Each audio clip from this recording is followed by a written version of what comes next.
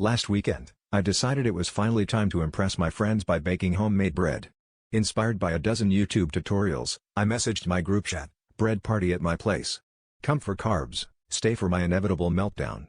My best friend Jenny offered to bring her lucky apron, and Dave, ever the skeptic, just asked if he should bring a fire extinguisher.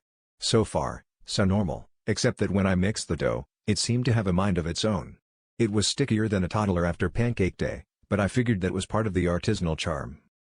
After kneading, I left the dough to rise, covered it with a dish towel, and went to binge an episode of the Great British Bake Off for moral support. When I returned, the dough had tripled in size and was oozing over the bowl like a yeast-based lava flow. Jenny poked it and declared it alive. Dave, who had arrived early, started documenting the whole thing on Instagram, narrating in his best David Attenborough. Here, we see the wild dough in its natural habitat, preparing to colonize the kitchen counter. Instead of punching it down, I tried to reason with it, but it just kept growing, spilling onto the floor and creeping toward the living room.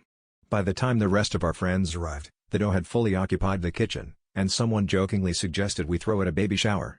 Within minutes, we were playing Guess the Flour Weight, and Jenny was fashioning a tiny dough bonnet. Even my neighbor popped in, drawn by the commotion, or maybe the smell, and offered unsolicited advice on Lamaze breathing for bread. By the end of the night, we'd taken group photos with the bread baby, opened gifts of wooden spoons and rolling pins, and sang Happy Proof Day instead of Happy Birthday. When I finally managed to bake it, the loaf was so enormous that we had to slice it with a hacksaw. I guess you could say my bread wasn't just a bun in the oven, it was the yeast I could do.